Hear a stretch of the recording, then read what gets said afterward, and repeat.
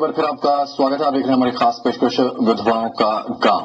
बुंदेलखंड के पिछड़ेपन के नाम पर नेता अपनी राजनीति चमकाते हैं तो अधिकारी विकास योजनाओं के नाम पर चांदी काटते हैं। इसके बावजूद जमीन पर अगर इसका असर दिखाई देता तो संतोष की बात थी। दाखिल की सहरिया बस्तियों के हाल को देखकर विकास शब्द जैसे जहन से ही दूर हो जाता है।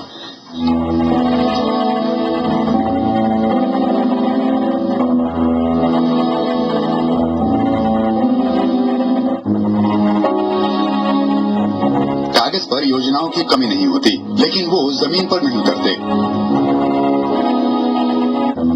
सहरिया बस्तियों में यही हाल दिख रहा है। खदानों में काम करना लोगों की मजबूरी इसलिए भी है क्योंकि सरकारी स्तर पर रोजगार गारंटी जैसी योजनाएं यहां अब तक नाकाफी साबित हुई हैं।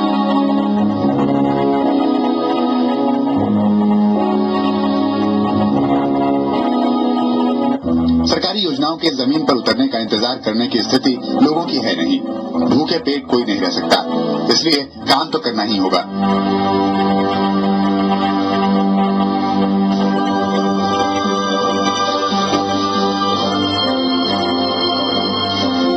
चाहे वो जान की कीमत पर ही क्यों ना हो।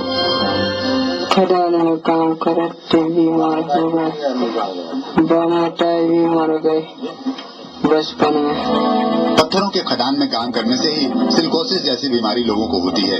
ये यहाँ हर कोई जानता है, लेकिन सब कुछ जानते हुए भी लोग खदानों में पत्थर काटने में लगे हैं। लोगों की औसत आयु यहाँ लगातार घट रही है। इसके लिए ज्यादा शोध की जरूरत नहीं है।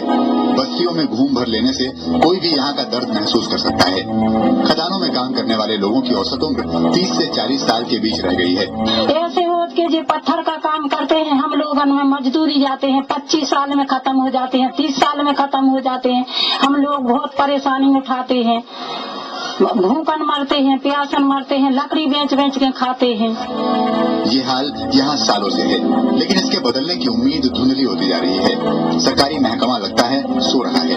अगर ऐसा न होता तो सैकड़ों परिवारों के इस मुश्किल की तरफ कब का ध्यान दिया जा चुका होता।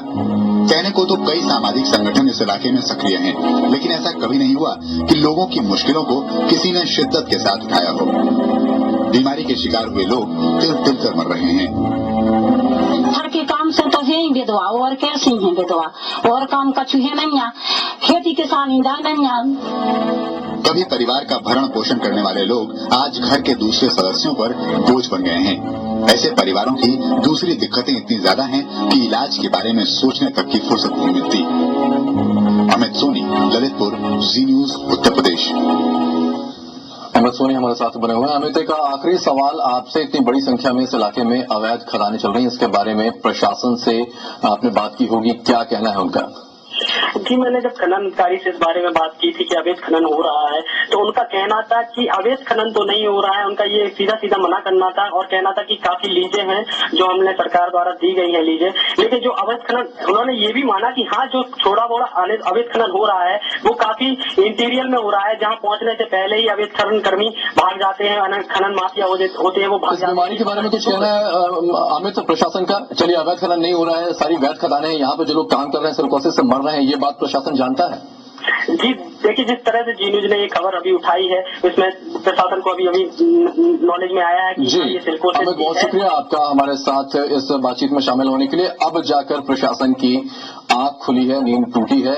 इन इंसानों को देखकर, जिन्हें देखकर एहसास नहीं होता कि ये लोग जिंदा हैं, सिलिकोसिस नाम की बीमारी से 25 से 30 साल की उम्र में मर रहे हैं, अवैध तरीके से खदानें चल रही हैं। क्या होगा ये कह पाना तो मुश्किल है, लेकिन शायद एक छोटी सी रोशनी की किरण दिखाई देती है। प्रशासन की आंखें खुली हैं, शायद इस इलाके में जोखलान नाम का एक गांव है, यहां तक भी रोशनी की किरण पहुंचे।